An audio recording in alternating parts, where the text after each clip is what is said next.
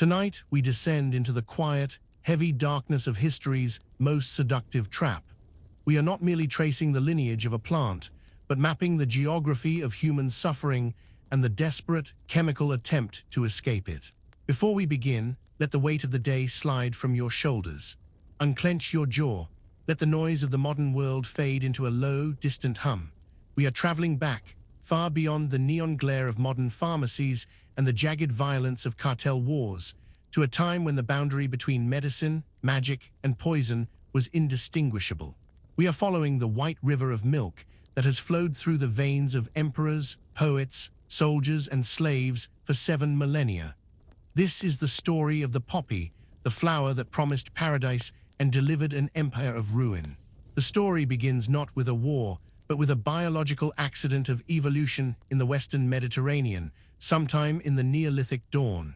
The Papaver somniferum, the sleep-bringing poppy, is a master of botanical deceit. To the eye, it is a thing of fragile, papery beauty, blooming in shades of violent red, soft violet, or ghost white, standing tall on a hairy stalk. But its true power lies hidden. Once the petals fall, they leave behind a spherical blue-green seed pod, crowned like a king. Inside the cellular walls of this capsule, the plant manufactures a complex alkaloid defense system designed to repel herbivores, a bitter, toxic sludge meant to kill. But by a twist of biological fate, this specific chemical structure happens to fit, with the perfection of a skeleton key, into the receptor locks of the human nervous system. When the Neolithic farmers of 6000 BCE first scratched the surface of the unripe pod, they saw it bleed. A milky white latex oozed from the wound, oxidizing quickly into a sticky, brown gum. They tasted it, and in that moment, the human relationship with pain changed forever. It was the discovery of the joy plant, the first time our species realized it could chemically alter the texture of reality. By 3400 BCE, this botanical knowledge had migrated to the fertile mud between the Tigris and Euphrates rivers. The Sumerians, creators of the first cities and the first bureaucracies, were also the first to systematize the cultivation of oblivion. In the dusty, clay archives of Nipur, amidst mundane lists of grain yields and livestock counts, archaeologists found the ideograms that mark the beginning of the addiction narrative. They called it Gil, the plant of joy. It is a chillingly innocent name for a substance that would eventually topple dynasties. The Sumerians did not view it with fear. They viewed it as a divine technology. They harvested the gum in the cool of the morning, pressing it into cakes, trading it alongside barley and wool. It was the ancient world's aspirin, its sedative, and its sacrament. The extraction process they perfected, the score, the bleed, the scrape, remains technologically identical to the methods used by Afghan farmers today. 7,000 years of human innovation, yet the method of extracting this misery remains primitive, tactile, and unchanged. As the Sumerian sun set, the knowledge passed to the Babylonians and then to the great pharmacologists of the Nile. Ancient Egypt, a civilization obsessed with the preservation of the body and the denial of death, embraced the poppy with industrial fervor. The Ebers Papyrus, a medical scroll from 1550 BCE, lists opium as a cure for everything from headaches to asthma. But the text reveals a darker, more domestic application that hints at the drug's insidious utility. It was recommended as a remedy to prevent the excessive crying of children. One can imagine the exhausted mothers of Thebes, under the baking sun, dipping a finger into the poppy syrup to silence a screaming infant, unknowingly binding the child's developing brain to the alkaloid. The trade became sophisticated. The mysterious base-ring juglets, tiny, poppy-shaped vessels found scattered across the Mediterranean from Cyprus to Egypt, were the Bronze Age equivalent of brand-name packaging. They signaled to the illiterate buyer that the contents were high-grade opium, dissolved in wine or honey. The drug was now a global commodity, buried in the tombs of pharaohs to ease their journey through the afterlife, a testament to the belief that even the gods might need relief from the burden of existence. The narrative then drifts north, across the wine-dark sea to Greece, where the relationship with the poppy became deeply theological. The Greeks, with their keen sense of tragedy, understood the dual nature of the drug better than their predecessors. They did not just use it, they worshipped it. Demeter, the goddess of the harvest, was often depicted holding stalks of wheat and poppy capsules, bread for the body, opium for the soul. The mythology codified the biological reality. The poppy was the child of night and the brother of death. In their pantheon, Hypnos, sleep, and Thanatos, death, were twin brothers, a poetic acknowledgement that the difference between an anesthetic dose and a lethal one is merely a matter of weight. The Greeks dissolved the latex into wine, creating mekonion, a mixture used by priests to induce prophetic states and by warriors to numb the terror of the phalanx. It was here, in the cradle of Western philosophy, that the moral complexity of the drug began to crystallize. It was a gift from the gods, yes, but a jealous one. It demanded respect. The Odyssey speaks of nepenthe, a drug of forgetfulness to banish grief, allowing men to drink wine and feel no sorrow even as their families were slaughtered before them. It was the ultimate dissociation, the first hint that humanity would burn down the world just to stop feeling the pain of living in it. As the Roman Empire absorbed the Greek world, it industrialized the consumption of opium, stripping away much of the mysticism and replacing it with pragmatic dependence. Rome was a civilization of blood and iron, and it required a medicine strong enough to match its brutality. The poppy became a staple of the Roman economy, as essential as grain. Galen, the physician to the emperors, prescribed it liberally, creating the famous theriac, a fermented, sludgy panacea containing over 60 ingredients, with opium as the heavy lifter. It was the universal antidote, consumed by the upper classes as a daily tonic. But it was under the reign of Marcus Aurelius that we see the first high-profile functional addict in history. The philosopher king, the man who wrote meditations on stoicism and self-control, was deeply dependent on his daily dose of theriac to function. His writings, filled with admonitions to endure suffering and remain detached, take on a different hue when one realizes they were penned by a man struggling to wake up without the chemical assistance of the poppy.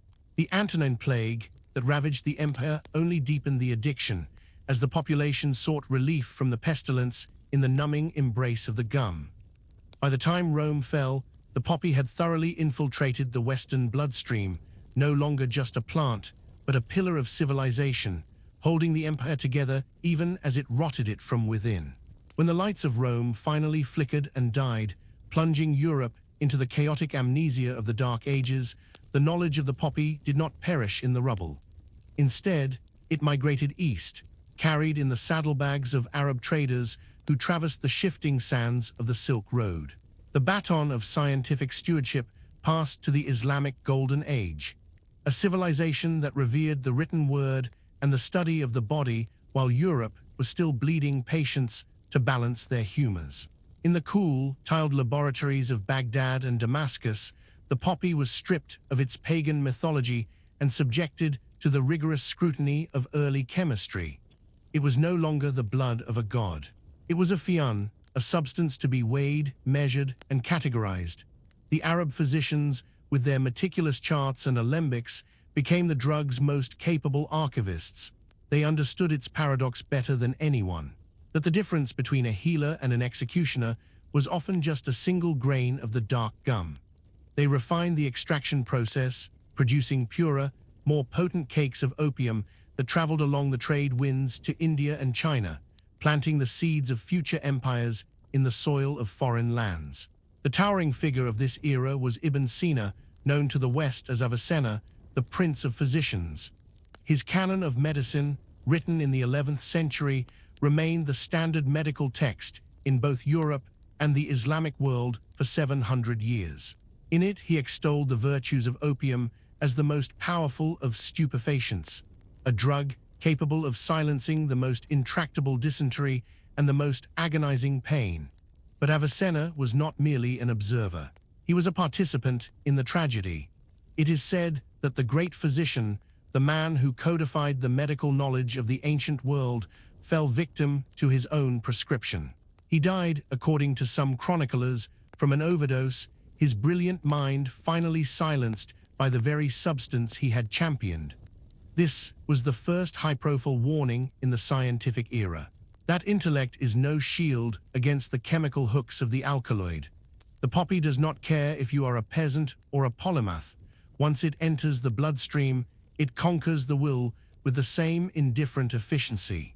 The Islamic world eventually grew wary of the drug's recreational potential, but by then, the genie was out of the bottle, and the trade routes were already pulsing with the traffic of the brown gum. As the drug moved further east, it found a welcoming home in the opulent courts of Mughal India. Here, the poppy was woven into the luxurious tapestry of court life, stripped of its medical pretense and embraced as a sensory indulgence. The Mughal emperors and their warrior caste, the Rajputs, consumed liquid gold, an emulsion of opium and water, not to sleep, but to bond. It was a social lubricant, a ritual of camaraderie shared before battle to steady the nerves, or after victory to enhance the calm of the evening.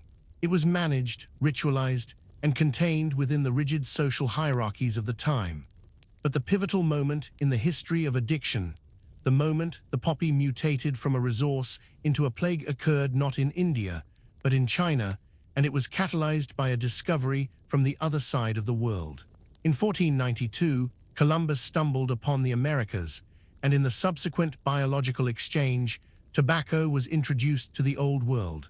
For centuries, opium had been eaten or drunk, a slow-acting delivery method that limited its addictive velocity. But when Portuguese traders brought the tobacco pipe to the South China Sea in the 16th century, human ingenuity forged a disastrous alliance. Sometime in the 17th century, a nameless experimenter in a coastal Chinese trading port had the idea to mix the opium gum with tobacco and smoke it. The invention was called Madak, and it fundamentally altered the pharmacokinetics of the drug. When eaten, morphine, the active alkaloid in opium, must survive the harsh acid bath of the stomach and the filtration of the liver before reaching the brain, a slow process that dilutes the effect. But when smoked, the alkaloids vaporize, entering the lungs and crossing into the bloodstream in seconds, hitting the brain with a thunderclap of euphoria. This was no longer a medicine, it was a weaponized delivery system. The rush was born. The pipe turned the act of consumption into a ritual of seduction. The lamp, the needle, the bubbling sound of the cooking gum, the sweet, cloying smell of the smoke. It was efficient, social, and fiercely addictive. Madak dens began to sprout in the alleyways of Fujian and Guangdong, transforming the drug from a luxury of the elite into a solace for the masses. The slowing of the pulse, the shallowing of the breath, the vivid waking dreams, it was a retreat from the harsh realities of the late Ming and early Qing dynasties, a chemical vacation that many never returned from. The Qing dynasty, watching the smoke curl upward from the ports, was the first government to recognize the existential threat. In 1729, Emperor Yongzheng issued the world's first anti-opium edict, prohibiting the sale of Madak and the operation of smoking dens. It was a moment of clarity, a realization that the stability of the state was incompatible with the lethargy of the addict. But as with every prohibition that would follow in the centuries to come, the law merely acted as a price support for the black market. The ban did not stop the flow, it simply drove it underground and made it infinitely more profitable for the smugglers. The demand was now a roaring fire, and the supply was waiting just across the ocean. The stage was set for the entrance of the ultimate villain in this drama, the British East India Company. They were not yet the drug lords of the history books, but they were hungry, ruthless, and staring at a balance sheet that didn't add up.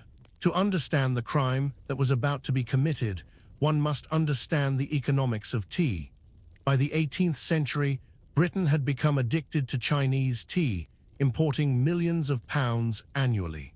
But the Chinese had zero interest in British wool or manufactured goods. They demanded payment in silver and silver alone. The British treasury was bleeding dry, the silver flowing east into the coffers of the Qing emperors, threatening to bankrupt the British Empire. The directors of the East India Company, sitting in their wood-paneled boardrooms in London, needed a commodity that the Chinese would buy something addictive, something consumable, something that would ensure the silver flowed back. They looked to their newly conquered territories in Bengal, India, where the white poppy fields stretched to the horizon. They saw not a flower, but a currency. They realized they could manufacture a triangular trade of diabolical perfection. Indian opium for Chinese silver for British tea. It was a plan of cold, corporate genius, indifferent to the human cost. The company began to organize the production of opium in Bengal with the efficiency of a factory, standardizing the size and weight of the cakes, stamping them with the company seal, and preparing to flood the Middle Kingdom with a tidal wave of narcotics. The trap was set. The drug was no longer just a biological accident. It was now an instrument of geopolitical strategy. The British East India Company did not merely grow poppies. They built a machine of industrial extraction that would make the modern cartel look like a corner store operation. In the sweltering heat of the Ganges Valley, the company established a monopoly so absolute it bent the very landscape to its will. The centerpiece of this operation was the massive opium factory at Gazipur, a sprawling Dickensian complex of red brick and iron where the air hung heavy with the sickly sweet stench of fermenting gum. Here, under the watchful eyes of British overseers, thousands of Indian workers waded through vats of poppy milk, mixing and kneading the sludge into standardized spheres the size of cannonballs. These were not artisanal products. They were the ammunition of an economic war. Stamped with the company's hallmark, wrapped in dried poppy petals, and packed into mangowood chests, this was the Patna brand, the gold standard of narcotics. The British had achieved the ultimate capitalist miracle. They had commodified addiction, transforming the chaotic biological urge of the junkie into a predictable line item on a ledger. They claimed to be merchants of free trade, but in reality, they were the architects of the world's first narco-state, funded by the Crown and defended by the Royal Navy. Because the sale of opium was strictly illegal in China, the company maintained a veneer of plausible deniability that would make a modern lawyer blush. They did not ship the drug directly to Canton. Instead, they auctioned the chests in Calcutta to private country traders, men like William Jardine and James Matheson, Scotsmen with ice in their veins and calculators in their souls. These privateers loaded the contraband onto opium clippers, sleek, narrow-hulled ships designed for speed, capable of slicing through the monsoons to outrun Chinese Coast Guard junks. They anchored off the desolate, rocky coast of Linton Island, creating floating warehouses where the transfer took place. Under the cover of darkness, local Chinese smugglers in fast crabs and scrambling dragons, long, many-oared boats armed with swivel guns, would ferry the drug up the Pearl River. The corruption was total. Chinese officials, tasked with stopping the trade, were often the ones counting the bribes on the dock. The silver that had once flowed into China for tea now hemorrhaged out to pay for the black mud. By the 1830s, the trade had reached apocalyptic proportions. Over 30,000 chests a year were flooding the mainland. The economic balance of the world had tipped. The silver drain was reversed, and the Qing economy began to convulse. The social impact on China was a slow-motion catastrophe, a rot spreading from the coastal ports to the capillaries of the interior. The drug was no longer the plaything of the bored elite. It had become the solace of the coolie, the soldier, and the bureaucrat. In the barracks of the banner armies, soldiers lay catatonic on their mats, their muskets rusting in the corner, trading their gunpowder for a few hours of the black rice. The addiction transcended class and geography, turning the productive energy of the empire into a thick gray smoke. The concept of yin and yang, the balance of life, was shattered. Opium was pure, destructive yin, passive, dark, and consuming. It drained the yang, the vitality, the silver, the labor, leaving behind a hollow shell. Emperor Daeguang, watching his empire dissolve from the dragon throne in Beijing, realized he was facing an existential threat. It was not just a health crisis, it was a slow conquest. If the flow continued, there would be no soldiers left to defend the walls and no silver left to pay them. In a desperate bid to save his dynasty, he turned to the one man in the empire reputed to be incorruptible, Commissioner Lin Zexu. Lin Zexu arrived in Canton in March 1839 with the moral clarity of an inquisitor. He was a scholar official of the old school, a man who believed in the absolute righteousness of the law and the celestial power of the emperor. He did not negotiate, he demanded. He surrounded the 13 factories, the foreign trading enclave where the British merchants lived, and put them under siege. He cut off their food, withdrew their servants, and issued an ultimatum that reverberated across the globe. Hand over every ounce of opium or die. For 6 weeks, the wealthiest drug lords in the world were trapped in their gilded cages, sweating in the humidity, facing the terrifying realization that their money meant nothing to this man. Finally broken by the blockade, the British Superintendent of Trade, Charles Elliot, capitulated. He surrendered over 20,000 chests of opium, 6 million pounds of high-grade narcotic, to the Chinese authorities. It was the largest drug seizure in human history, a financial blow worth millions of dollars, enough to bankrupt the trading houses. The destruction of the opium at Heroin was a piece of performative theater designed to cleanse the national soul. Lin did not burn the opium for fear that the smoke would intoxicate the onlookers. Instead, he dug massive trenches on the beach, filled them with water, and added salt and lime. The workers broke open the chests and threw the balls into the boiling, caustic pits. For 23 days, the mixture fizzed and dissolved, a chemical purgation of the foreign poison before being flushed out into the sea. Lin composed a poem to the sea god, apologizing for polluting the waters with such filth. He believed he had won, that he had taught the barbarians a lesson in moral rectitude. He had even written a famous letter to Queen Victoria, asking her how she could tolerate her subjects poisoning the Chinese people with a drug that was banned in her own country. "Where is your conscience?" he asked. But Lin had made a fatal miscalculation. He thought he was dealing with a moral issue. He did not understand that to the British Empire, this was not about drugs. It was about property. It was about the divine right of free trade. When the news of the seizure reached London, the outrage was not over the immorality of the trade, but the insolence of the seizure. The British press painted the Chinese as arrogant, backward tyrants who had insulted the crown and violated the sanctity of private property. The drug lords, Jardine and Matheson, lobbied Parliament with fierce efficiency, arguing that the honor of the flag was at stake.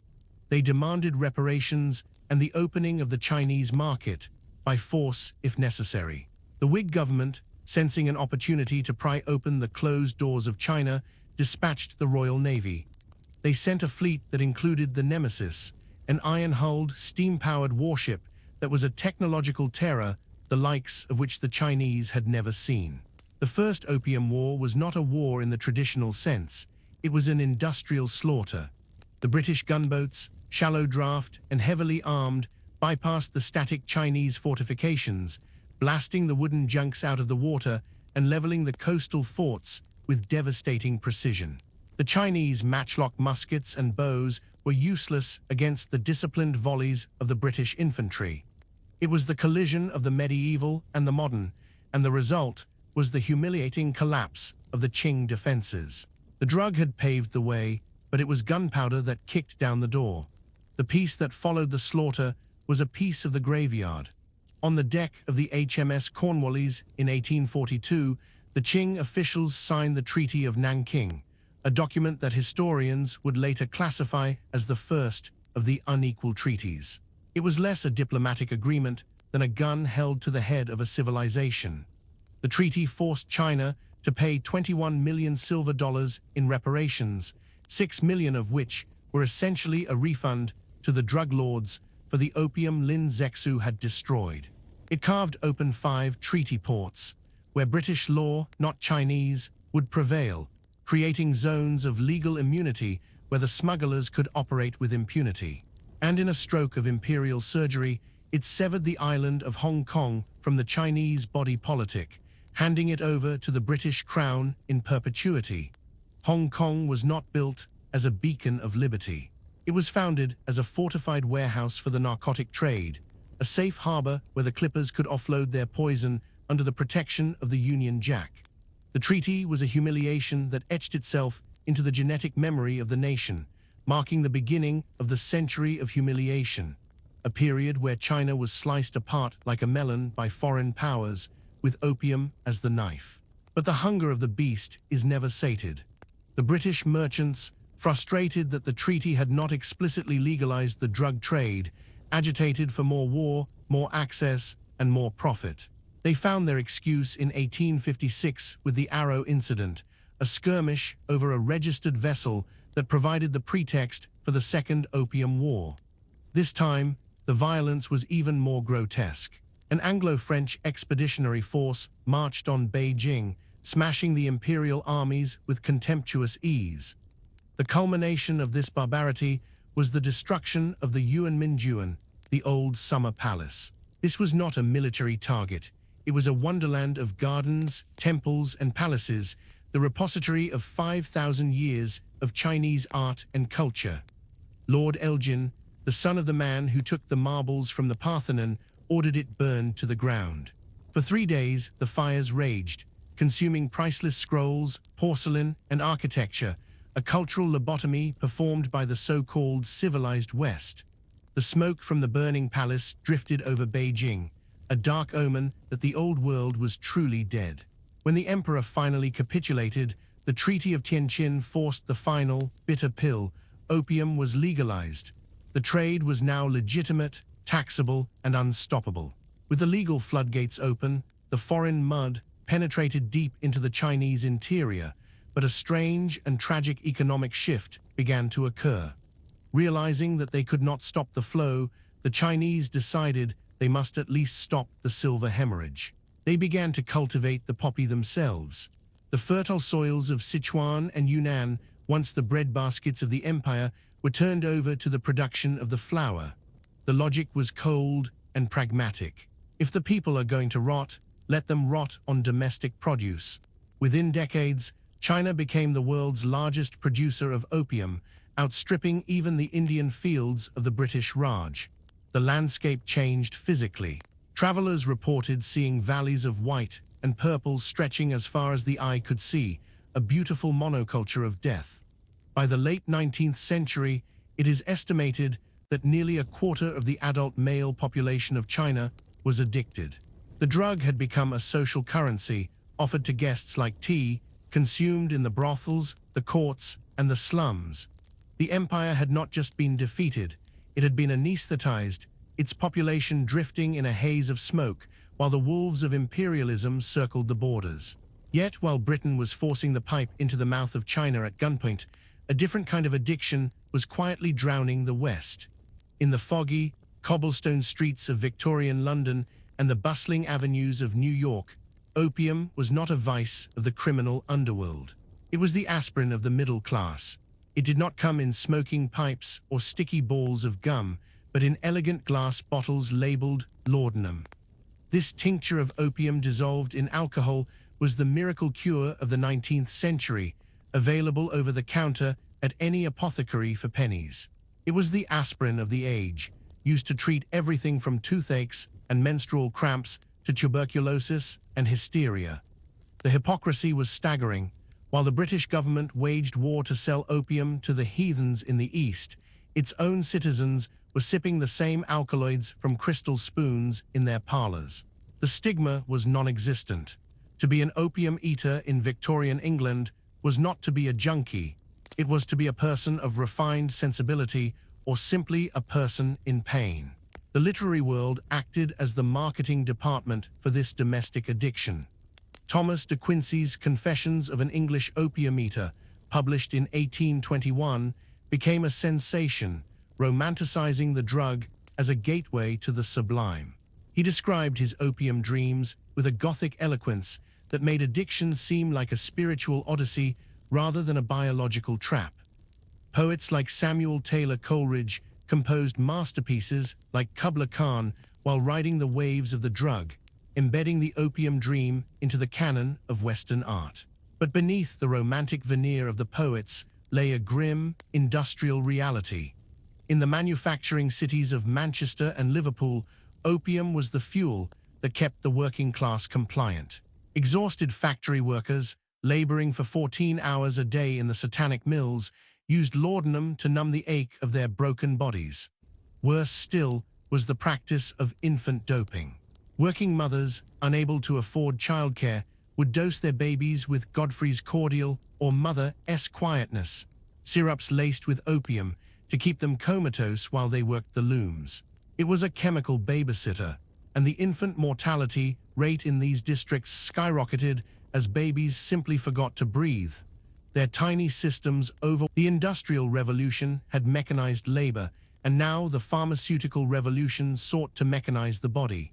In the laboratories of Europe, a specific obsession took hold: the search for a safe opioid.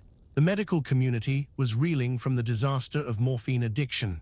The soldier's disease had left a generation of veterans hollowed out and dependent. The goal was to engineer a molecule that possessed the analgesic power of morphine but lacked its addictive curse, a chemical holy grail that would separate pain relief from pleasure. It was a quest driven by the supreme arrogance of the age, the belief that biology could be outsmarted by chemistry. In 1874, an English chemist named C.R. Alderwright boiled morphine with acetic anhydride, creating a new substance, but he shelved it unimpressed. It sat in the archives of science, a sleeping giant, waiting for a more ambitious master. That master arrived 2 decades later in Elberfeld, Germany, within the brick walls of the Bayer Pharmaceutical Company. In 1897, barely 2 weeks after synthesizing a stable form of aspirin, a Bayer chemist named Felix Hoffmann revisited Wright's formula. He acetylated morphine, adding 2 small chemical groups to the molecule. To the chemists, it seemed like a minor tweak, a simple modification to make the drug more fat-soluble. But in the invisible architecture of the brain, this change was the equivalent of attaching a rocket booster to a bicycle. The new molecule, diacetylmorphine, was lipid-soluble, meaning it could cross the blood-brain barrier with terrifying speed. Once inside the brain, it shed its acetyl groups and reverted back into morphine, but it did so all at once, delivering a concentrated shockwave of euphoria that made the old tincture of laudanum feel like weak tea. The head of Bayer's pharmacological division, Heinrich Dresser, tested it on the factory workers. They reported feeling heroic, powerful, and invincible. In a stroke of branding genius that would echo through the graveyard of history, Bayer named the drug Heroin. What followed was perhaps the most catastrophic marketing campaign in corporate history. Starting in 1898, Bayer launched heroin as a non-addictive panacea, specifically marketing it as a cure for the respiratory ailments that plagued the soot-choked cities of the industrial age. It was sold as a cough suppressant for children, a treatment for tuberculosis, and with an irony that is almost too dark to comprehend, a cure for morphine addiction. Doctors, desperate to wean their patients off the needle, prescribed heroin as a safe substitute. For a few brief years, the world was awash in the stuff. You could buy it in lozenges, in syrups, and in tablets. It was the wonder drug of the new century, a testament to German engineering. But the biological bill came due with devastating swiftness. The patients didn't get better, they just got quieter. The safe substitute turned out to be the most addictive substance humanity had ever encountered. The liver metabolized the heroin into morphine, but because of the rapid delivery, the addiction set in deeper and faster. By the time the medical community realized their mistake, they had already created the first generation of modern junkies, a new caste of the living dead, who would pawn their wedding rings, their tools, and their souls for the next bottle of Bayer's miracle syrup. The social fallout was immediate and visible. In the teeming tenements of New York and Philadelphia, the drug fiend became a new public boogeyman. Unlike the languid opium smoker of the Victorian era, who drifted away in a private dream, the heroin addict was desperate, agitated, and visible. The addiction required money, and the need for money bred crime. The sudden realization that the pharmaceutical industry had poisoned the well led to a sharp, puritanical backlash. The era of the patent medicine was over. The era of prohibition was beginning. In 1912, the nations of the world gathered for the International Opium Convention at The Hague, the first international attempt to put a leash on the beast. This was followed in the United States by the Harrison Narcotics Tax Act of 1914. The act was ostensibly a tax law designed to regulate the marketing of opium and coca products, but in practice, it was a hammer. It effectively criminalized the addict. Overnight, the maintenance of addiction, once a medical issue handled by doctors, became a felony handled by the police. The clinics were closed. The doctors were arrested. The addict was cast out of the medical system and into the street. This moment, the passage of the Harrison Act, is the precise turning point where the drug war began, and with it, the balloon effect. The balloon effect is a principle of narco-economics, which states that squeezing the supply in one area causes it to bulge out in another. By cutting off the legal supply of heroin and criminalizing the user, the government did not destroy the market. They gifted it to the underworld. The addict, now a criminal, could no longer go to the pharmacy. He had to go to the gangster. Enter the organized criminal syndicates. Figures like Arnold Rothstein in New York, the man who fixed the 1919 World Series, saw the simple calculus. If the government bans a product that people physically need, the price of that product becomes inelastic. You can charge anything. The profit margins shifted from the steady percentages of legitimate business to the astronomical returns of the black market. The drug, which had been produced in sterile labs with consistent purity, was now cut with brick dust, quinine, and poison in the basements of speakeasies. The junkie was born not just as an addict, but as a criminal archetype, the junk man who collected scrap metal to pay for his fix. As the Roaring Twenties gave way to the Depression, the trade hardened. The innocence was gone. The romanticism of the opium den and the scientific optimism of the Bayer lab were replaced by the cold, violent reality of the street. In the shadows of the global prohibition, new networks began to form. The French Connection was in its embryonic stage. In Marseille, Corsican gangsters realized that they could source raw opium from Turkey, refine it into high-grade heroin in illicit labs along the Mediterranean coast, and ship it to the insatiable American market. The trade routes were shifting. The flow was no longer controlled by the East India Company or imperial edicts.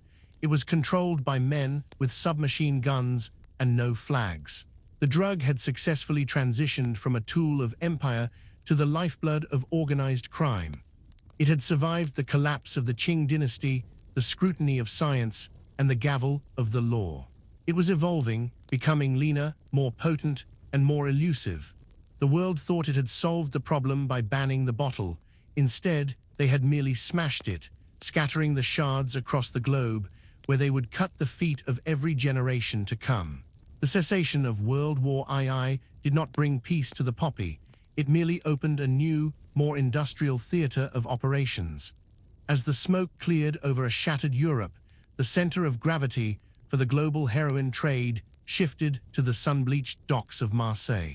This was the era of the French Connection, a criminal pipeline of staggering efficiency that would pump pure white poison into the veins of America for 3 decades. The architects of this network were not the desperate addicts of the street, but the Unioni Corse, the Corsican Brotherhood, a criminal syndicate that viewed the Sicilian mafia as crude upstarts. In the clandestine laboratories hidden within the limestone villas of the French Riviera, Corsican chemists, often trained by the pharmaceutical giants before the war, perfected a recipe for number 4 heroin. This was not the brown sludge of the past. It was a pristine, snow-white powder refined to 98% purity. It was a product of such terrifying potency that it required aggressive dilution before it could even be sold to the end user. The Mediterranean, once the cradle of civilization, had become the mixing bowl for its slow suicide. The mastermind who stitched this global tapestry together was Charles "Lucky" Luciano. Deported from the United States in 1946, the legendary mob boss did not retire, he globalized. From his exile in Naples and later Havana, Luciano engineered a supply chain that linked the opium fields of Turkey to the labs of Marseille and the distribution hubs of New York City. The irony was thick enough to choke on. Luciano had been released from prison and deported partly as a reward for his wartime cooperation with U.S. naval intelligence. The American government, in its zeal to secure the docks against Axis sabotage, had inadvertently legitimized the very man who would orchestrate the chemical destruction of its cities. The heroin moved in the hollowed-out cavities of automobiles, in cans of paella, and in the false bottoms of diplomatic luggage. It flooded Harlem and the Bronx, creating the jazz junkie archetype before bleeding out into the white suburbs. The rush was no longer a secret. It was a commodity, controlled by a syndicate that operated with the discipline of a Fortune 500 company and the ruthlessness of a slaughterhouse. While the mob managed the Atlantic, a seismic geopolitical shift in the East forced the poppy to migrate once again. In 1949, Mao Zedong seized control of China. Whatever one thinks of his brutal legacy, Mao achieved something no emperor had ever managed. He effectively ended the Chinese opium epidemic. Through a campaign of mass execution, forced rehabilitation, and the physical destruction of the poppy fields, the communists strangled the trade within their borders. But the poppy is a survivor. It does not die, it relocates. The cultivation fled south, crossing the mountains into the lawless triple frontier borderlands where Burma, Thailand, and Laos collide. This rugged, mist-shrouded topography became known as the Golden Triangle. Here, in the anarchy of the jungle, the remnants of the defeated Kuomintang KMT army settled. These anti-communist soldiers, abandoned by history, turned to the one cash crop that could fund their survival and their eternal war against Beijing. They forced the hill tribes to plant opium, taxing the harvest to buy guns. The Golden Triangle was born not from agriculture, but from the wreckage of civil war. It was here, in the humid darkness of Southeast Asia, that the Cold War made its most cynical bargain. The United States Central Intelligence Agency, desperate to contain the spread of communism in the region, needed allies. They found them in the KMT generals and the Hmong warlords who controlled the opium trade. The logic of containment dictated that any enemy of communism was a friend of liberty, even if that friend was a narco-trafficker. The CIA provided weapons, logistics, and most damningly, air support. The agency's proprietary airline, Air America, became the opium air of legend. While officially transporting rice and refugees, these planes often flew out of remote airstrips heavy with raw opium, allowing the warlords to bypass the treacherous mule trails of the jungle.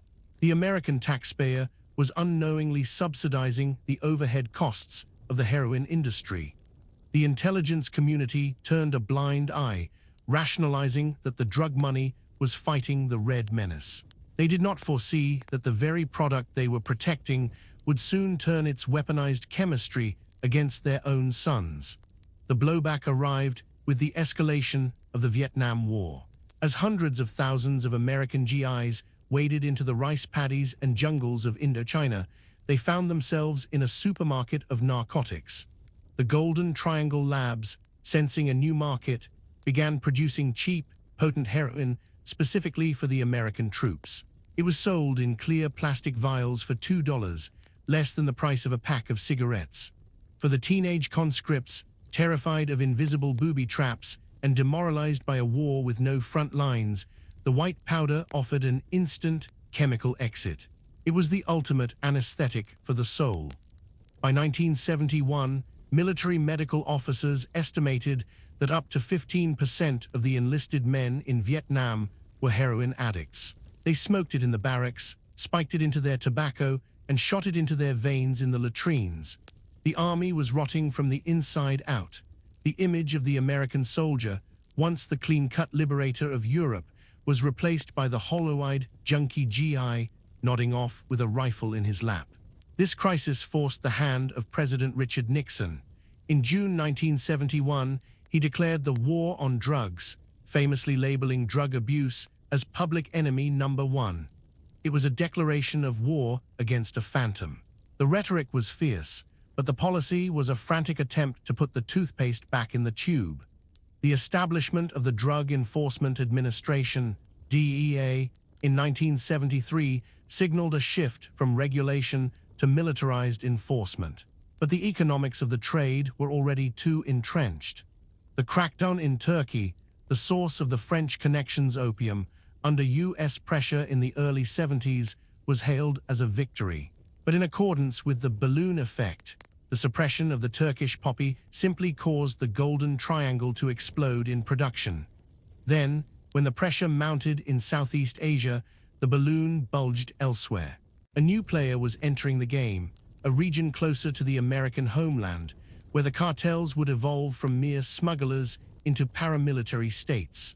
The Mexican trampoline was being constructed, and the trade was about to become more violent than Lucky Luciano could have ever imagined. By the late 1970s, the heroin trade had become a hydra. Cut off one head, and two more would grow in the ruins of failed states. The purity of street heroin began to fluctuate wildly, leading to a spike in overdose deaths that became the background noise of the American city.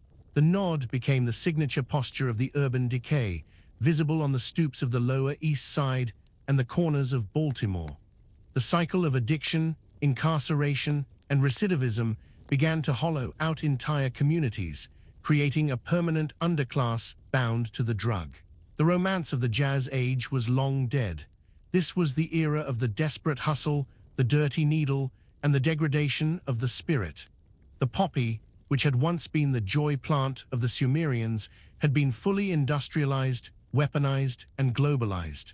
It was now a global commodity that tracked with the stock market, a currency of pain that flowed through the veins of the world economy. And as the Cold War entered its final, freezing phase, a new frontier was about to open in the barren mountains of Central Asia, a place where empires go to die, and where the poppy would find its most impregnable fortress yet. As the jungle labs of the Golden Triangle smoldered under the pressure of the DEA's newfound aggression, the global nervous system of the opium trade did not shut down. It simply rerouted. The balloon effect is a law of physics in the narco world. Compress the air in one corner, and it must expand violently in another. In the late 1970s, the air began to rush toward the arid, moonscape mountains of the Golden Crescent, a chaotic arc of land straddling Iran, Pakistan, and Afghanistan. Here in the shadow of the Hindu Kush, the poppy found a sanctuary protected not by jungle canopies, but by the jagged teeth of geopolitics. The Iranian Revolution of 1979 effectively sealed the border, severing the old trafficking routes to Europe and forcing the flow of contraband eastward into the lawless tribal zones of Pakistan. But the true catalyst for the modern heroin apocalypse was an event that seemed at the time to be purely political: the Soviet invasion of Afghanistan on Christmas Eve, 1979. When the Soviet tanks rolled across the Amu Darya River, they crushed the delicate agricultural infrastructure of the country, leaving the farmers with only one viable crop, a crop that required no refrigeration, no paved roads, and was worth more than its weight in gold. The war against the Soviets transformed the poppy from a peasant survival tactic into an engine of holy war.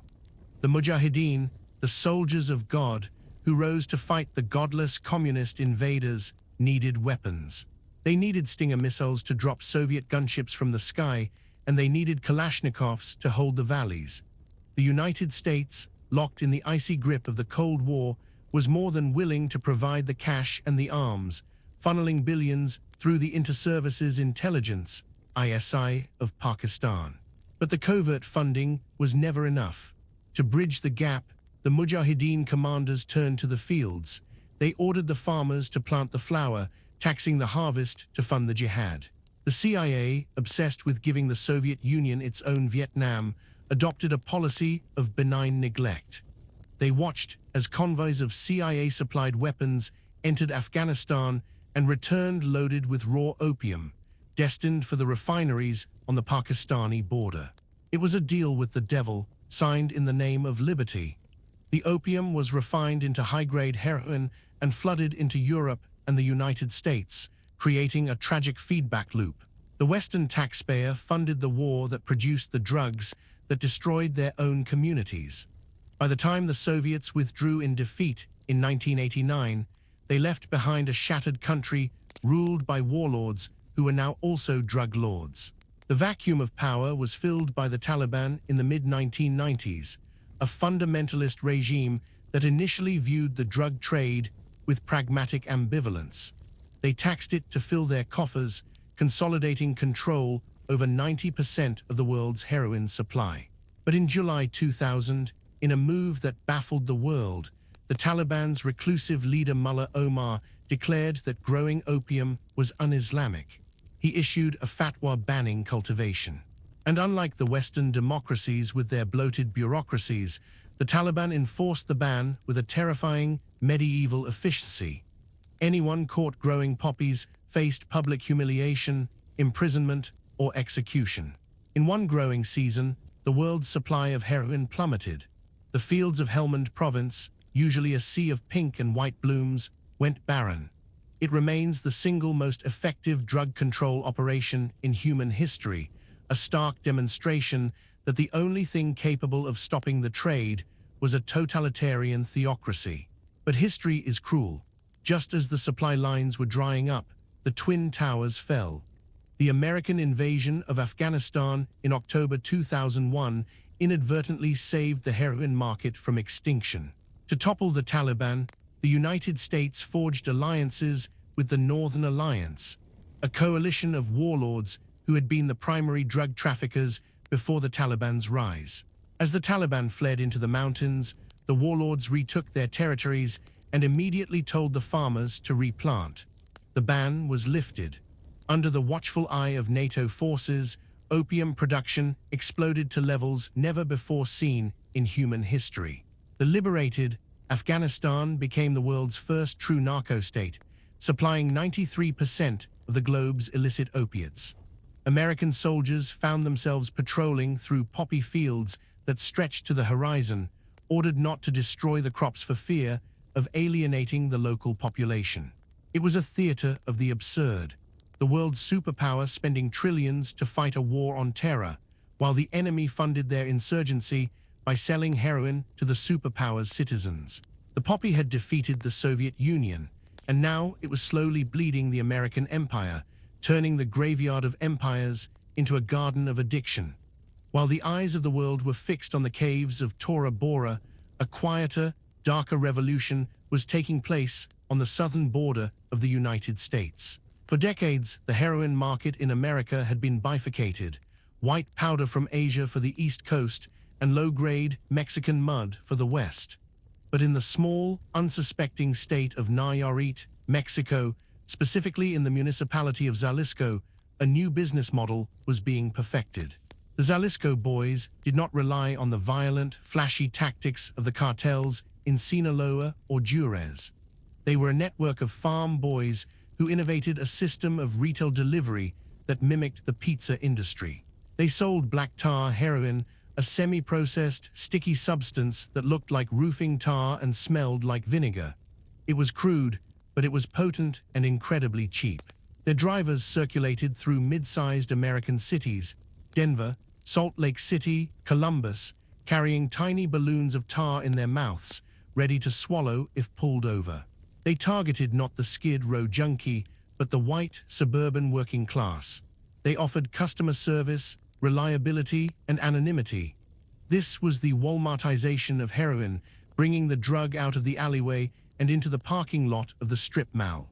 This influx of cheap, potent Mexican heroin arrived at the precise moment the American medical establishment was undergoing a philosophical shift that would prove catastrophic. Since the dawn of medicine, doctors had been terrified of opioids, rightly fearing their addictive power. But in the 1980s and 90s, a new school of thought emerged, driven by compassionate but naive pain specialists and aggressively amplified by pharmaceutical marketing. The movement declared that pain was undertreated, a crisis of empathy. They argued that pseudo-addiction, a patient acting like an addict because they were in pain, was the real problem. The concept of pain as the fifth vital sign was born. Doctors were instructed to measure pain just as they measured blood pressure or temperature, and to treat it just as aggressively. The stage was set for a collision between the surplus of illicit supply from the south and the east, and a newly manufactured demand from within the legitimate healthcare system. The barriers that had held back the flood for a century, the stigma, the medical caution, the fear, were being dismantled brick by brick. The atmosphere in the late 1990s was one of impending doom, though few could hear the thunder. The global heroin trade had become a hydra-headed monster, fed by the chaos of failed states in Afghanistan and the ruthless efficiency of Mexican cartels. The supply chains were robust, redundancy-proof, and overflowing with product. The price of purity was dropping, and the potency was rising. But the final piece of the puzzle, the key that would unlock the door to the suburbs and the heartland of America, was not forged in a clandestine lab in the Khyber Pass or the Sierra Madre. It was being pressed into pill form in a sterile manufacturing plant in Connecticut. The beast was about to put on a suit and tie. The poppy, having conquered the ancient world, the Silk Road, and the criminal underworld, was now preparing to conquer the one place it had never fully infiltrated: the family medicine cabinet. The OxyContin era was dawning, and it would make the opium wars look like a minor skirmish. The tragedy of the 21st century did not begin with a gunshot or a bomb. It began with a marketing campaign. In the quiet, leafy corporate parks of Stamford, Connecticut, the executives of Purdue Pharma were staring at a financial precipice. Their patent for MS-Contin, a timed-release morphine pill that had been the gold standard for terminal cancer pain, was expiring. To survive, they needed a sequel, a drug that could break out of the oncology ward and into the lucrative market of everyday pain, backaches, knee injuries, and post-surgical recovery. They found their answer in a molecule that had been sitting on the shelf since 1916, oxycodone. It was a semisynthetic opioid, chemically similar to heroin, but twice as potent as morphine. Purdue's innovation was not the drug itself, but the delivery system. They wrapped the oxycodone in a patented acrylic matrix designed to dissolve slowly over 12 hours. They called it OxyContin. The pitch was seductive in its simplicity. Because the drug was released slowly, there would be no rush, and therefore, they claimed, no addiction. It was a triumph of pharmaceutical logic, a belief that they had engineered the sin out of the substance. They were wrong, and they were about to unleash an iatrogenic, doctor-caused plague of biblical proportions. To sell this new reality, Purdue did not just market a pill, they marketed a philosophy.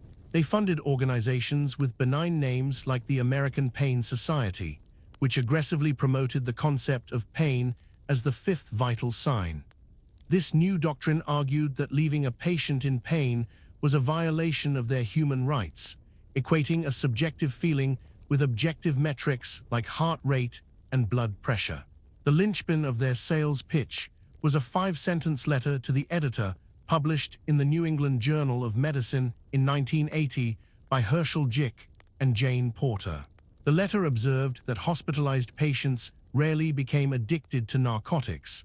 Purdue's marketing machine weaponized this footnote, citing it as a landmark study to claim that the risk of addiction was less than 1%. It was a lie of omission that became the foundational myth of the opioid crisis. Sales representatives, incentivized by bonuses that rivaled Wall Street payouts, swarmed the offices of family practitioners in the Rust Belt and Appalachia. They brought steak dinners, plush toys, and the gospel of safe opioids. Doctors, overworked and under pressure to satisfy patients, began to write prescriptions with a liberality that would have terrified their predecessors. The floodgates opened, and the blizzard of prescriptions began to bury the American heartland. But the Contin system had a fatal structural flaw that the street discovered almost immediately. The timed release mechanism was merely a coating. If you crushed the pill, chewed it, smashed it with a hammer, or dissolved it in water, the 12-hour safety valve vanished. Instantly, the user had access to a massive, concentrated dose of pure oxycodone. An 80-milligram OxyContin pill, designed to last half a day, could be converted into a heroin-grade hit in seconds. The pill became a portable, pre-measured unit of addiction. Even for those who swallowed it whole, the drug often failed to last the promised 12 hours, leading to interdose withdrawal, a cycle of pain and craving that mimicked the original injury, prompting doctors to increase the dose. The tolerance curve was vertical. A patient who started on 10 milligrams for a back injury could be taking 80 milligrams within months just to feel normal. The medicine cabinet became the dealer. High school athletes, injured workers, and grandmothers found themselves chemically shackled to the bottle. The drug rewired the reward pathways of the brain with the same ruthless efficiency as the opium of the 19th century, but now it came with an FDA stamp of approval and a copay. The epicenter of this explosion was Florida, where the regulatory environment was as loose as the morals of the operators. Pain management clinics sprouted in strip malls from Fort Lauderdale. The transition from the pharmacy to the street corner was the final, tragic graduation. The suburban teenager who had started by raiding his parents' medicine cabinet for pills was now driving into the inner city to buy balloons of heroin from a Jalisco dealer. The stigma of the needle evaporated under the pressure of the sickness. The demographics of heroin use shifted radically. It was no longer the drug of the urban jazz musician or the Vietnam vet. It was the drug of the quarterback, the cheerleader, and the coal miner. The opioid crisis morphed into a heroin epidemic of unprecedented velocity, but the cartels, ever the innovators of death, were not finished. Heroin derived from the poppy is labor-intensive. It requires land, farmers, harvest, and favorable weather. It is subject to the whims of nature. The cartels wanted a product that was divorced from agriculture, a synthetic narcotic that could be cooked in a lab regardless of the season. They looked to the history books, to a synthetic opioid synthesized by Paul Janssen in 1960, a drug 50 times stronger than heroin and 100 times stronger than morphine. They found fentanyl. Fentanyl was the nuclear option. Originally designed as an anesthetic for heart surgery and palliative care, it is a substance of such terrifying potency that a few grains, the size of salt crystals, can kill an adult male. For the cartels, it was the ultimate efficiency. A kilogram of fentanyl could be synthesized in a lab in China or Mexico for a few $1,000s and cut into millions of doses, generating millions in profit. It was easier to smuggle than heroin because the volume was so small. A shoebox of fentanyl could supply a state. The cartels began mixing it into the heroin supply to boost its potency, often without the user's knowledge. Then they began pressing it into counterfeit pills, fake OxyContin, fake Xanax, that looked identical to the pharmacy versions. The user, thinking they were buying a familiar pill, would swallow a lethal dose of fentanyl. The overdose rates went vertical. The golden age of the poppy was ending, replaced by a synthetic era where death was not a side effect, but a statistical probability of the product itself. The journey that began with the Neolithic farmer scraping the poppy bulb had culminated in a synthetic powder that required no sun, no soil, and no mercy. We stand now at the precipice of a new and terrifying epoch, a moment where the history of the poppy finally decouples from the plant itself. The laboratory has defeated the garden. The arrival of fentanyl and its even deadlier analogues, the nitazines, signals the end of the agricultural era of addiction. The cartels, operating with the cold efficiency of algorithmic capitalists, have realized that they no longer need the sun, the rain, or the soil of Afghanistan to manufacture oblivion. They have condensed the acreage of the Golden Triangle into the footprint of a basement chemistry set. The joy plant that once seduced Sumerian priests and Roman emperors is becoming obsolete, replaced by a soulless synthetic architecture that offers no warmth, only a digital switch between consciousness and death. We have distilled the dream down to a mathematical equation of binding affinities, stripping away the romance of the opium pipe and the ritual of the tea to leave only the raw, jagged edge of the overdose. The cycle that began with a stone tool scratching a seed pod is ending with a chemical weapon disguised as a pill, a final, perfect product that consumes its customer. Looking back across the sweep of 7,000 years, the pattern of our destruction emerges with the clarity of a forensic diagram.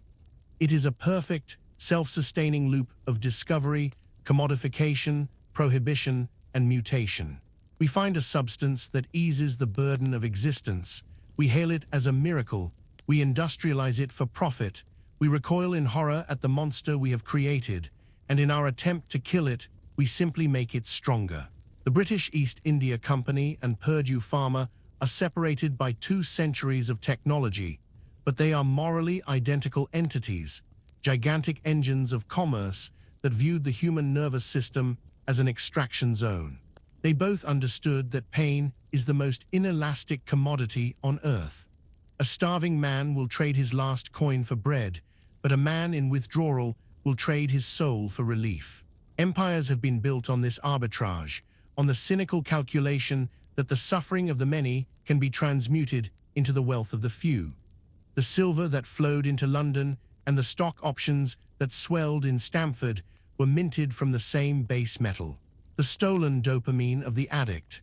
Yet, to blame only the corporations or the cartels is to miss the deeper, more unsettling truth about our species. The history of opium is not just a history of greed. It is a history of the human condition. We are creatures evolved to feel pain. Pain is our primary survival mechanism, the alarm bell that tells us the fire is hot, the bone is broken, the winter is coming. But we are also the only creatures cursed with the consciousness to anticipate that pain, to fear it, and to remember it. We carry the weight of the past and the terror of the future. The poppy offered a chemical backdoor out of this existential trap. It fit into our receptors because we were already wired for it. Our bodies produce their own endogenous opioids to reward us for survival behaviors like eating and mating. The poppy simply hacked this system, offering the reward without the effort, the warmth of a mother's embrace without the mother, the peace of God without the prayer. It exposed the fragility of the human will, proving that love, loyalty, and dignity are chemical states that can be overwritten by a single molecule. The physical scars of this history are etched into the map of the world, visible from the ruins of the old summer palace in Beijing to the hollowed-out main streets of West Virginia. We can trace the path of the poppy in the broken lineage of families, in the silence of the dinner tables where a chair sits empty. It is a history written in the ghost dance of the nod, the slow, rhythmic bowing of the head that you can see on the streets of Kensington in Philadelphia or the parks of Vancouver. It is a global brotherhood of the lost, a diaspora of souls who have seceded from the world of the living to inhabit a gray, twilight realm of constant need. The century of humiliation never really ended, it just globalized. The gunboats are gone, but the economic violence remains. The treaty ports are now the pain clinics and the dark web marketplaces, and the silver drain is now the drain of human potential, a river of wasted life flowing into the abyss. As we stare into the future, the prospect is somber. The synthetic age promises a level of lethality that makes the opium dens of the 19th century look like innocent sanatoriums.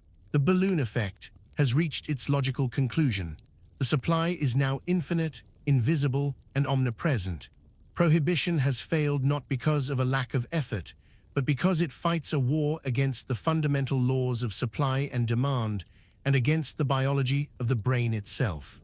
We are trying to legislate away the desire for relief in a world that is increasingly painful. The war on drugs has become a war on pain, and in the crossfire, we have created a darker, harder world.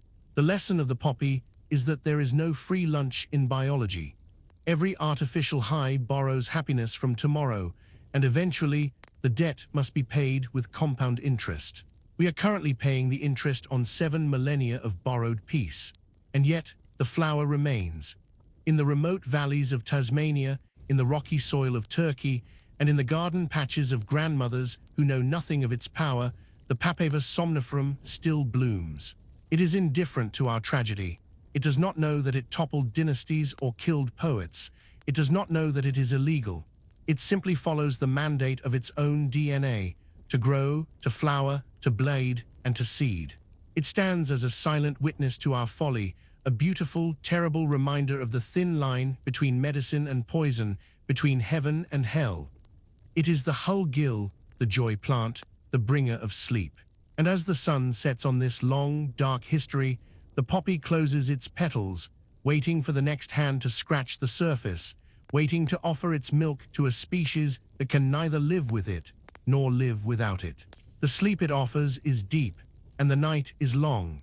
But the evolution of this plague did not stop with the synthesis of fentanyl or the rise of the Mexican super cartels. While the DEA was busy fortifying the physical borders, building walls, and patrolling the deserts of Arizona with drones, the trade was dematerializing.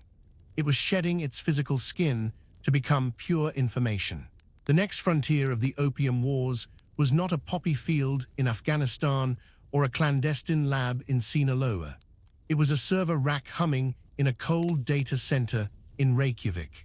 The balloon effect had finally transcended geography entirely. In 2011, a young, idealistic libertarian named Ross Ulbricht, working from a coffee shop in San Francisco, launched a website that would fundamentally alter the mechanics of the drug trade. He called it the Silk Road, a deliberate homage to the ancient caravan routes that once carried the poppy from the east to the west. But this new road was paved with encryption, accessible only through the anonymity of the Tor network, and powered by a new, untraceable digital currency called Bitcoin. The Silk Road was the Amazon.com of vice.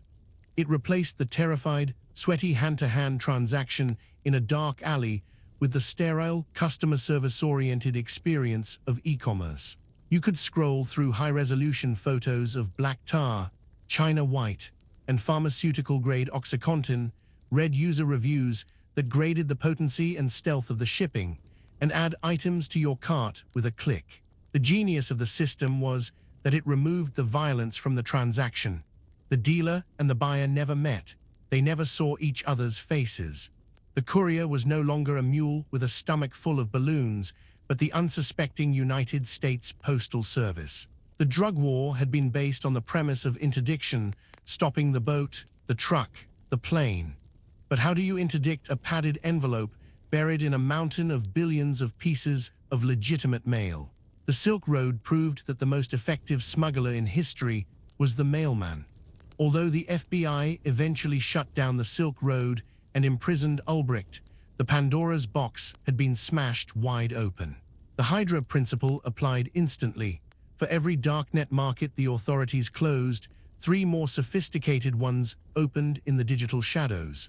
Alphabet, Dream Market, Hansa, names that sounded like corporate startups but were actually multi-million-dollar narcotics exchanges.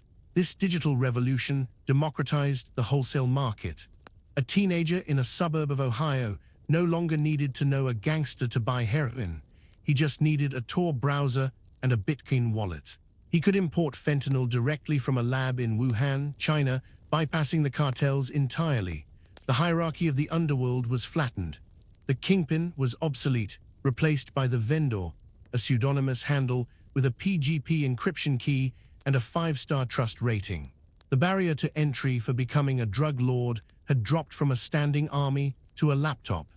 This digital shift coincided with a terrifying evolution in the chemistry of the drug itself. The rise of the research chemical, or RC market. In the gray zones of the internet, chemists began tweaking the molecular structure of fentanyl to stay one step ahead of the law.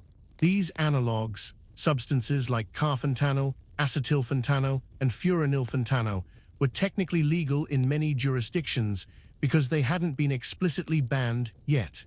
It was a game of molecular whack-a-mole. Carfentanil, for instance, is an elephant tranquilizer 10,000 times more potent than morphine. A measurable dose is invisible to the naked eye. When these substances began hitting the street, mixed into the heroin supply by dealers looking to stretch their product, the result was mass casualty events. Emergency responders would arrive at a scene to find 3, 4, 5 people dead in a single room, the needle still in the arm of the last one to fall. The drug had become so potent that it was no longer just an intoxicant. It was an environmental hazard. Police officers and paramedics began overdosing simply by inhaling the dust from a crime scene. The psychological landscape of the user shifted in this new, synthetic era. In the days of the opium den or the shooting gallery, there was a communal aspect to the addiction, a shared ritual of preparation and consumption. But the smartphone and the darknet isolated the addict. The modern user consumes alone, in the glow of a screen, disconnected from the physical world. The nod is no longer a shared dream, it is a solitary confinement. The social feedback loops that once moderated behavior, the shame of the community, the concern of family, are short-circuited by the anonymity of the digital transaction.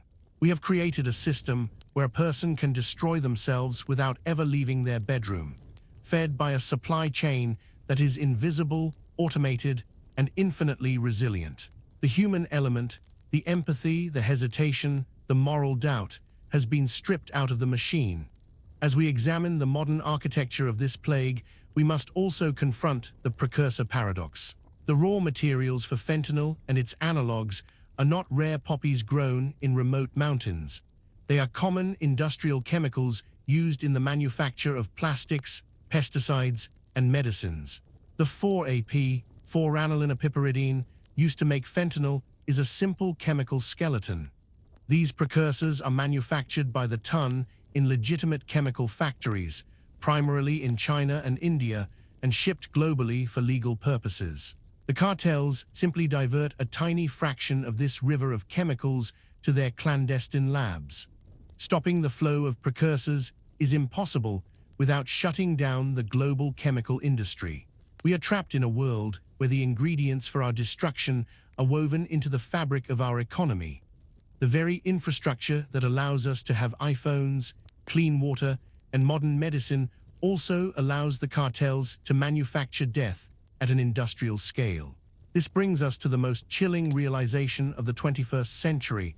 The market has achieved post-scarcity. In the history of economics, value was always driven by scarcity. Gold is valuable because it is rare.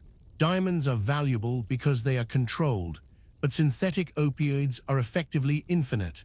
The cost of production is approaching zero. For the first time in the history of narcotics, the supply is unlimited. This fundamentally breaks the logic of the war on drugs. You cannot raise the street price of a drug through interdiction when the replacement cost is pennies. The cartels can afford to lose 90% of their shipments and still make a profit. We have entered an era of hyperabundance, where the drug is cheaper than beer, cheaper than water, cheaper than hope. The economic containment strategy has failed. The dam has not just broken.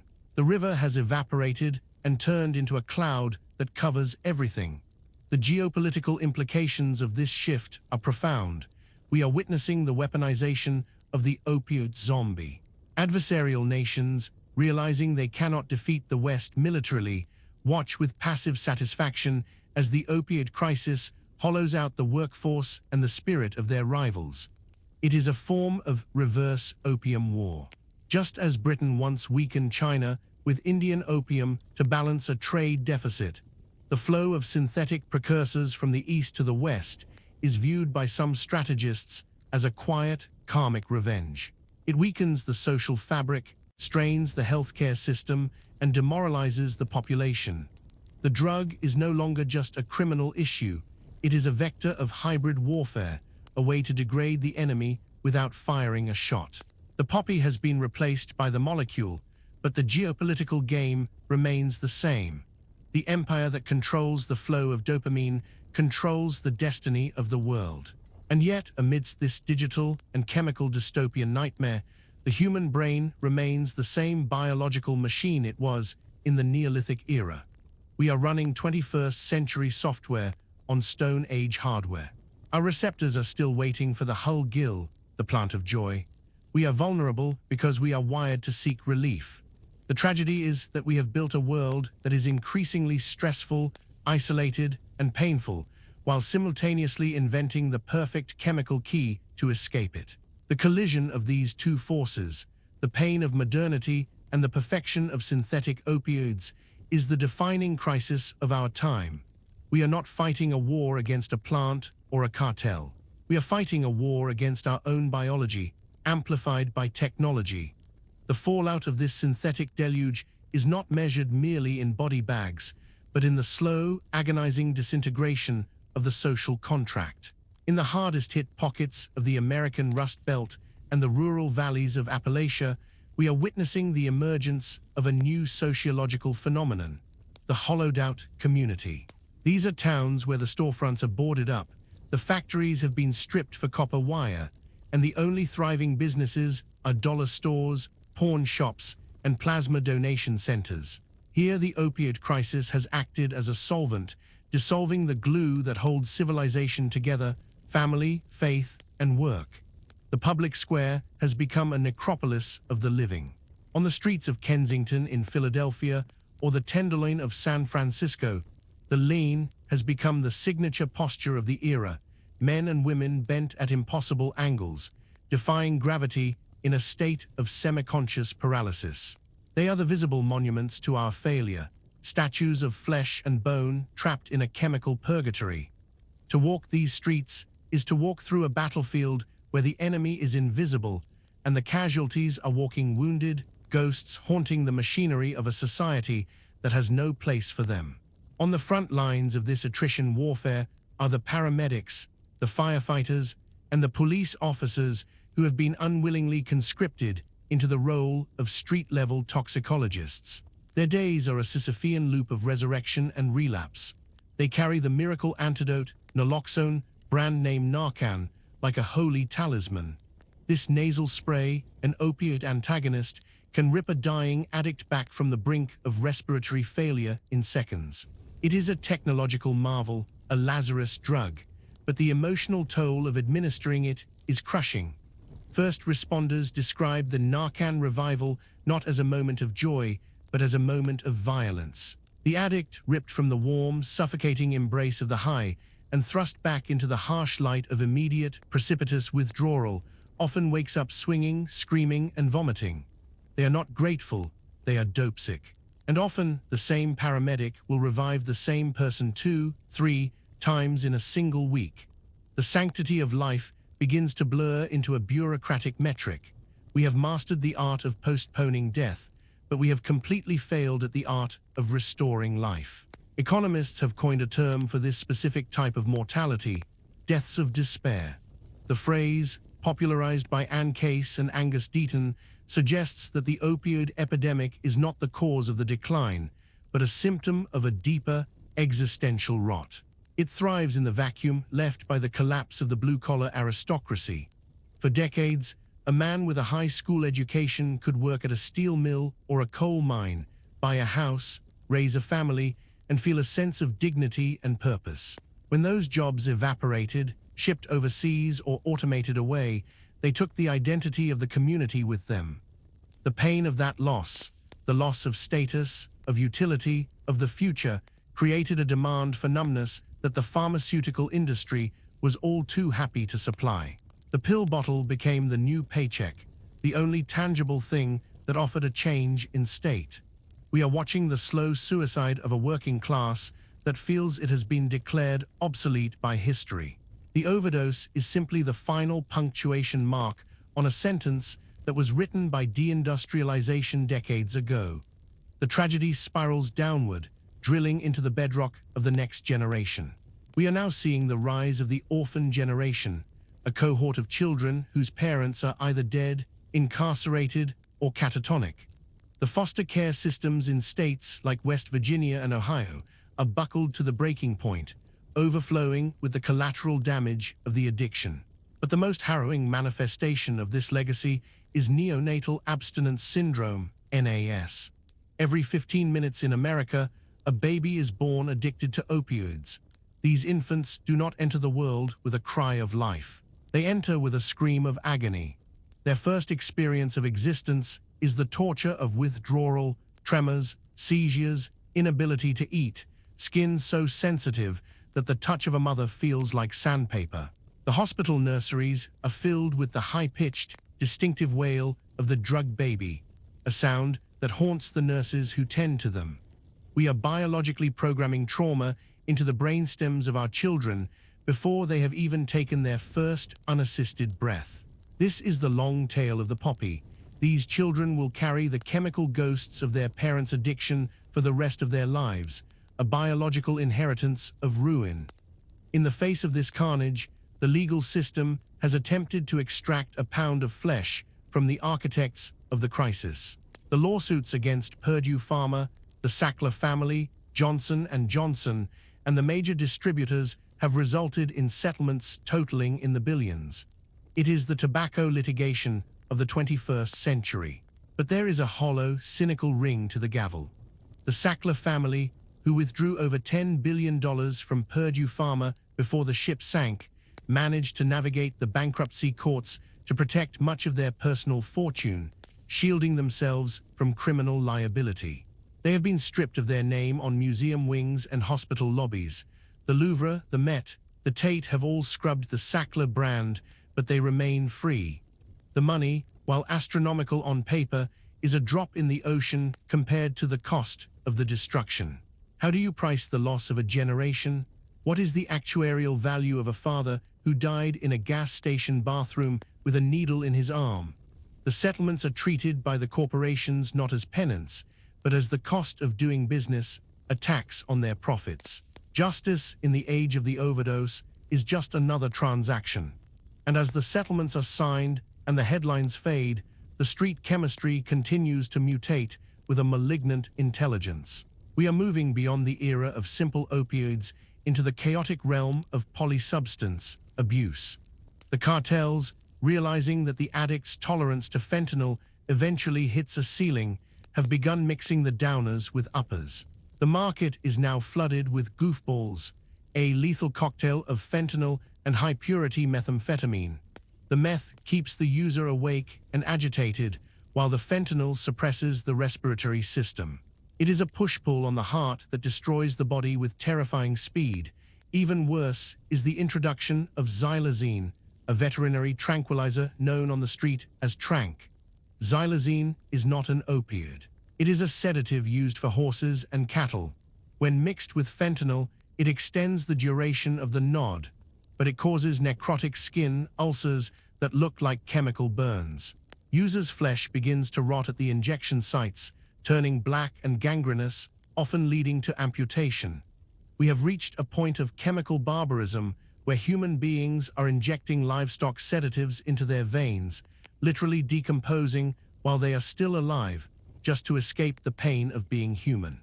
While the Western world convulses under the synthetic shockwave of fentanyl, the ghost of the poppy has migrated yet again, finding a new host in the global south. This time, the agent of destruction is not a powder or a black tar, but a humble green and white capsule named tramadol. In the bustling markets of Lagos, Nigeria, and the dusty truck stops of Cairo, this mild, synthetic analgesic, originally synthesized by a German company in 1962, has become the opium of the masses for the 21st century. It is the fuel of the working poor, consumed by taxi drivers to stay awake for 20-hour shifts and by manual laborers to numb the ache of breaking stones. But it has also been weaponized.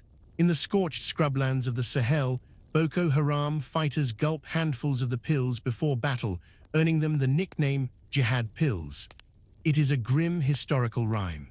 Just as the British East India Company once weaponized opium to subdue China, and the CIA used heroin to fund the Cold War, modern terror cells are using pharmaceutical waste to engineer fearless soldiers. The global supply chain of tramadol is a shadow economy of staggering scale, with billions of counterfeit pills pouring out of illicit labs in India, flooding into West Africa, and creating a cross-continental crisis that mirrors the opium wars, but without a single boat ever docking at a treaty port. Back in the heart of the American epidemic, the ecosystem of addiction has spawned a parasitic twin, the recovery industrial complex. As the bodies piled up, a multi-billion-dollar industry emerged to treat the survivors, often with a predatory cynicism that rivals the cartels. This is the world of the Florida Shuffle, where patients with good insurance are lured to sunny rehab centers with promises of holistic healing and equine therapy. But to the operators, these patients are merely bodies with billing codes. They are brokered like cattle, bought and sold by junkie hunters who receive kickbacks for every admission.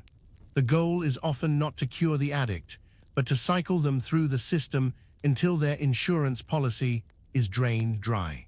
Urine tests are billed at thousands of dollars a pop. Sober living homes become flophouses where relapse is encouraged to restart the billing cycle. It is the ultimate capitalist perversion, the monetization of failure. The addict is caught in a revolving door between the dealer who sells the poison and the clinic. That's the most profound tragedy, however, is not chemical but cultural. We have undergone a normalization of the apocalypse. In the cities of the West, the sight of a human being slumped over on a sidewalk, blue-faced and dying, has become part of the urban wallpaper. We walk past them on our way to work, averting our eyes, perhaps feeling a flicker of pity or disgust, but rarely surprise. The ambulance sirens are just background noise, the rhythm of the city. We have integrated the overdose into our daily routine. We teach our children not to touch needles in the park the way we teach them to look both ways before crossing the street. We have installed sharps containers in the bathrooms of our public libraries and coffee shops. This is the psychic numbing necessary to live in a plague state. Just as the Victorians normalized the death of infants and the consumption of laudanum, we have normalized the annihilation of our own neighbors. We have tacitly accepted that a certain percentage of our population will simply be consumed by the fire, sacrificed to the gods of despair and dopamine. This societal callous allows the machinery to keep grinding. The supply chain that begins with a precursor vat in Wuhan and ends with a body bag in Ohio is greased by our collective indifference. We treat the crisis as a series of individual moral failings rather than a systemic collapse. We blame the addict for the needle, the doctor for the script, the dealer for the bag, but we rarely look at the architecture of the trap itself. We are trapped in a reactive loop, chasing the latest molecule with the latest law, forever 2 steps behind the innovation of the underground. The iron law of prohibition dictates that as long as the demand exists, as long as the human soul aches for relief, the market will provide a supply, and that supply will become denser, deadlier, and easier to conceal. The trajectory that began 7,000 years ago with a gentle incision on a flower bulb has accelerated into a digital, synthetic blur. We are no longer dealing with a plant. We are dealing with the raw, unfiltered death drive of our species, distilled into a powder that can be mailed in a birthday card. As we peel back the layers of this catastrophe, we arrive at the most terrifying frontier of all, the biological rewiring of the human species. The opium crisis is no longer just a matter of crime statistics or economic loss. It is an evolutionary event.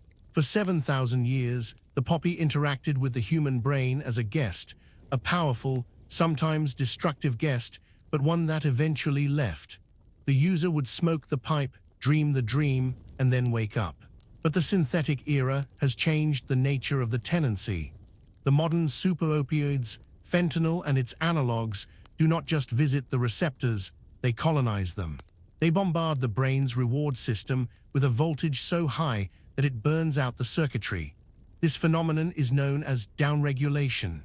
The brain, screaming in defense against the chemical flood, strips away its own dopamine receptors. It pulls up the drawbridge. The result is a permanent state of anhedonia, the medical inability to feel pleasure. We are creating a generation of human beings who are biologically incapable of feeling joy from a sunset, a lover's touch, or a child's laughter. They are not high, they are trapped in a gray, static void where the only thing that can pierce the numbness is the drug that caused it. This is the grim irony of the joy plant's final mutation. The Sumerians named it Gil because it brought euphoria. Today, for the long-term addict, there is no euphoria. There is no rush. There is only the desperate, clawing attempt to reach baseline. The drug has ceased to be a luxury and has become a prerequisite for consciousness.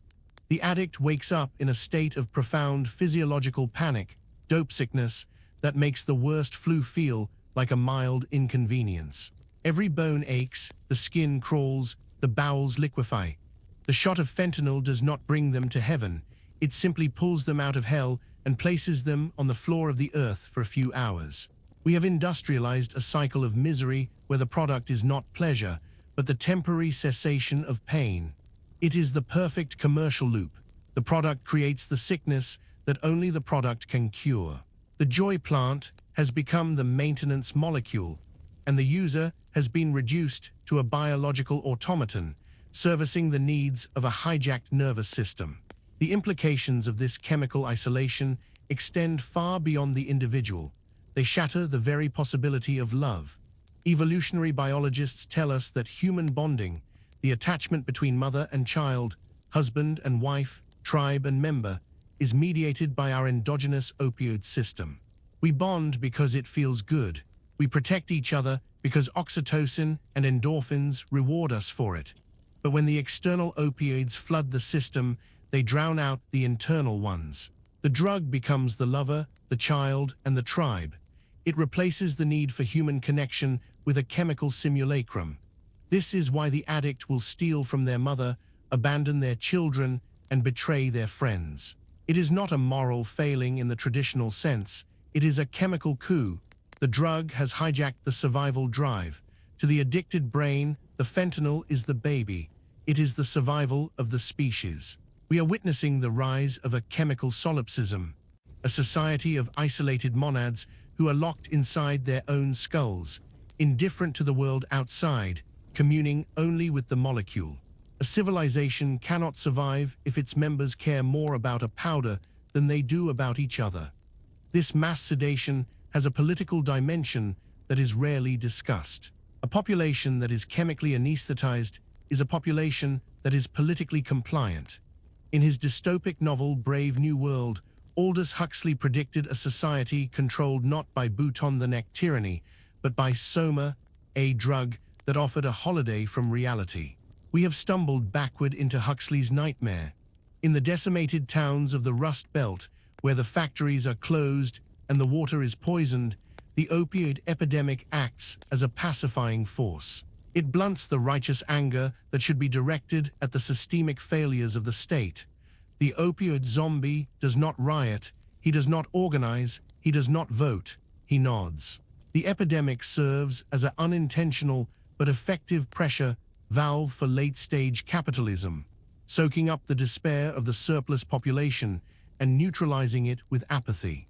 We have replaced the bread and circuses of Rome with the pill and the needle. The silence of the American heartland is not the silence of peace, it is the silence of the coma. Furthermore, the perfect addiction represents the terminal endpoint of consumerism. The ideal consumer, from a corporate standpoint, is one who has an inelastic demand for a product that is consumed instantly and requires immediate replacement. The addict is that consumer. They are the most loyal customer on earth. They will liquidate their assets, their relationships, and their future to maintain their consumption. The cartels and the Sacklers of the world have tapped into a flaw in the human source code. They discovered that if you can sell a molecule that binds to the mu-opiate receptor, you have bypassed the need for marketing. The biology does the selling for you. We have built a global economy that preys on this vulnerability, extracting value from the destruction of the human will. It is an economy of extraction that rivals the mining of coal or the drilling of oil. But instead of extracting carbon from the earth, it extracts the life force from the human soul. As we stand on this precipice, looking down into the abyss of the synthetic future, we must acknowledge that the war is over and we lost. The tools of the 20th century, the badge, the gun, the prison cell, are useless against a molecule that can be synthesized in a kitchen sink. We are trying to stop the tide with a spoon. The genie of synthetic chemistry is out of the bottle, and it is never going back in. We are entering an era of permanent pandemic, where the threat of overdose is a constant background radiation to modern life. The parents of the future will not worry about their children smoking pot behind the bleachers. They will worry about them taking a single counterfeit pill that stops their heart before they hit the floor. The biological safety net that allowed us to experiment with intoxication for thousands of years has been shredded. The margin for error is now zero. the joy plant has finally delivered its ultimate lesson, that the pursuit of a chemical paradise inevitably leads to a very real and very permanent hell. If the biology of the addict is the engine of this crisis, then the global financial system is the fuel that keeps it burning. We often picture the drug trade as a cash business, a sordid exchange of crumpled bills in a back alley. But at the macro level, the heroin and fentanyl trade is a white-collar enterprise that is seamlessly integrated into the legitimate banking sector. The United Nations Office on Drugs and Crime estimated that in the dark days of the 2008 financial crash, when credit markets froze and major banks teetered on the brink of collapse, it was narco capital, hundreds of billions of dollars in liquid drug money, that provided the only available liquidity to keep the system afloat. The profits from the poppy and the pill were not stuffed into mattresses. They were washed through shell companies, real estate developments in London and Miami, and the computerized ledgers of the world's most respectable financial institutions. We are forced to confront a grotesque reality. The global economy is addicted to the drug trade just as physically as the junkie is addicted to the needle. The skyscrapers of our modern cities are, in part, monuments built on a foundation of laundered blood money. This systemic complicity creates a hydra of liability that makes true justice impossible. When a cartel moves a ton of fentanyl, they are not just using mules, they are using the infrastructure of global trade. They use the same shipping containers that bring us our televisions and the same wire transfer services that send remittances to grandmothers. To truly stop the flow, we would have to dismantle the machinery of free trade itself, a price that no government is willing to pay. So we engage in a theater of enforcement. We arrest the street dealer, the courier, the mid-level manager, but the architecture of the trade remains untouched. It is a performative war designed to reassure the public that something is being done, while the river of illicit capital continues to flow, unchecked, into the veins of the stock market. The poppy has achieved the ultimate capitalist victory. It has become too big to fail. As we look toward the horizon, a new and even darker shadow is emerging from the intersection of technology and pharmacology. The era of human-discovered drugs is ending. The era of AI-designed narcotics is beginning. In the same way that pharmaceutical companies use artificial intelligence to scan billions of molecular combinations to find cures for cancer, the underworld is beginning to use these same algorithms to discover new superagonists. An AI can be trained to look for molecules that bind to the mu-opioid receptor with perfect affinity, predicting their potency and toxicity before a single grain is ever synthesized in a lab. We are facing the prospect of generative addiction, where the drug supply is evolved by machine learning to be maximally addictive and minimally detectable. This is the ultimate nightmare of the Grey Goo scenario, but instead of nanobots consuming the world, it is a parade of endless, novel psychoactive substances consuming the human mind. The joy plant of the Neolithic farmer has been replaced by a digital code that can print madness on demand. This technological escalation forces the state into a defensive posture that threatens the very concept of a free society. To fight an invisible, synthetic enemy, the government demands total visibility of the citizen. We are seeing the rise of the biomedical security state. Prescription monitoring databases now track every pill we swallow. Smart sewers in major cities are analyzed to measure the aggregate load of drugs in the municipal waste, creating a real-time heat map of a city's addiction. The crisis becomes the justification for a surveillance architecture that treats every citizen as a potential addict or dealer. We are moving toward a world where the right to privacy is sacrificed on the altar of public health, where our biological data is harvested to predict our risk of overdose. The war on drugs morphs into a war on cognitive liberty, a permanent state of emergency where the government claims the right to police the internal chemistry of its subjects in the name of saving them from themselves. Yet beneath the high-tech terror and the geopolitical maneuvering, the spiritual core of the crisis remains tragically simple. We are a species that has lost the ability to sit in a room alone. The French philosopher Blaise Pascal wrote that all of humanity's problems stem from man's inability to sit quietly in a room alone. In the 21st century, that room is filled with the noise of digital distraction, economic precariousness, and social fragmentation.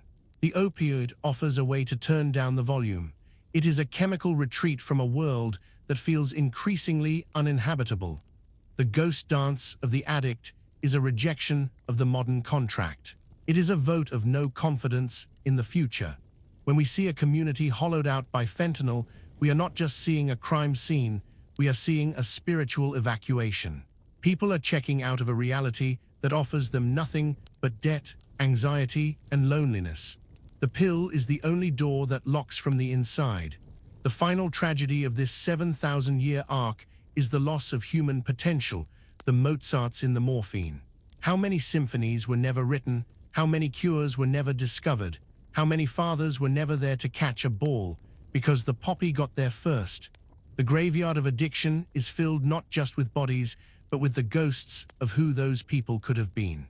The century of humiliation that China suffered is now the century of lost time for the entire world.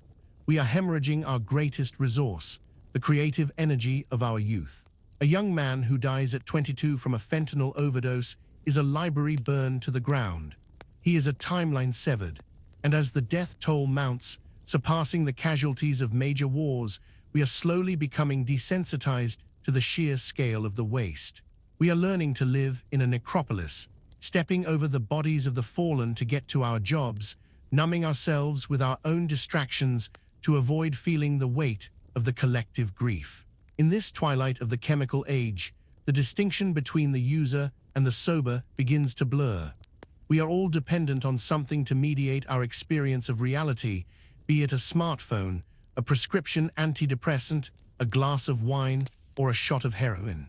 The addict is merely the most visible casualty of a universal struggle, the struggle to tolerate the burden of consciousness. The poppy exposed this vulnerability, exploited it, and eventually weaponized it, but it did not create it. The flaw is in us. The history of opium is a mirror, and when we look into the dark, glassy surface of the gum, we do not see a monster. We see ourselves, frightened, in pain, and desperate for a moment of peace. The plant simply offered us a bargain, and for 7 millennia, we have been paying the price. So, we reach the final page of the dossier, the closing argument in a trial that has lasted for 70 centuries. As we survey the wreckage, from the smoke-choked dens of Victorian London to the sterile, fluorescent aisles of the modern pharmacy, we are left with a single, undeniable conclusion. The war was never against the plant. The war was against ourselves. We have spent trillions of dollars, incarcerated millions of men, and militarized the borders of the world in a futile attempt to arrest a molecule. We believed that if we could just burn enough fields, seize enough shipments, or synthesize enough antagonists, we could sever the link between the human brain and the poppy. It was an act of supreme hubris, a belief that legislation could override biology. But the history of opium teaches us that the drive for relief is as fundamental as the drive for food or sex. You can criminalize the supply, but you cannot criminalize the demand. As long as there is pain, physical, emotional, or spiritual, there will be a market for the thing that takes it away. The iron law of prohibition remains undefeated. The harder you squeeze the balloon, the darker and deadlier the shape it takes. We are forced, finally, to confront the ancient Greek concept of the pharmakon. It is a word that holds a terrifying duality, meaning both remedy and poison. The poppy is the ultimate embodiment of this paradox. It is the merciful hand that wipes the sweat from the brow of the dying cancer patient, allowing them to pass with dignity. It is the essential fluid in the trauma bay that allows the surgeon to stitch a body back together. Without it, modern medicine collapses into a scream of agony. Yet, it is also the cold hand that stops the heart of the teenager on a bedroom floor. It is the thief that steals the soul before it kills the body. We want to separate the two, to distill the heaven from the hell, but nature forbids it. The relief and the addiction are woven from the same chemical thread. To have the power to kill pain is to have the power to kill the will. We are destined to live on this razor's edge, forever balancing our need for mercy against our fear of oblivion. As the sun sets on the age of the poppy and rises on the age of the synthetic, the nature of our suffering is evolving. The Neolithic farmer chewed the gum to soothe a broken back. The Victorian worker drank the laudanum to numb the fatigue of the factory. The Vietnam soldier shot the heroin to forget the war. But the fentanyl addict of the 21st century is medicating a different kind of wound. They are treating the slow violence of a world that feels increasingly hollow. The modern overdose is a symptom of a civilization that has mastered the mechanics of living but lost the art of life. We have built a world of hyperconnection that breeds profound isolation, a world of infinite entertainment that yields only boredom. The drug has mutated to fill this vacuum. It offers a silence that is more attractive than the noise of the digital age. It is the ultimate opt-out clause for a species that is exhausted by its own progress. The legacy of this plague will be written in the geological strata of our era. Future archaeologists, digging through the Anthropocene layer, will find a distinct stratum of plastic pill bottles, aluminium blister packs, and discarded syringes. They will find the chemical residue of opioids in the sediment of our riverbeds and the enamel of our teeth. But the deeper scar will be epigenetic. We have altered the genetic expression of millions of people, passing down a predisposition for addiction and a dysregulated reward system to children who are not yet born. The ghost army of the overdose dead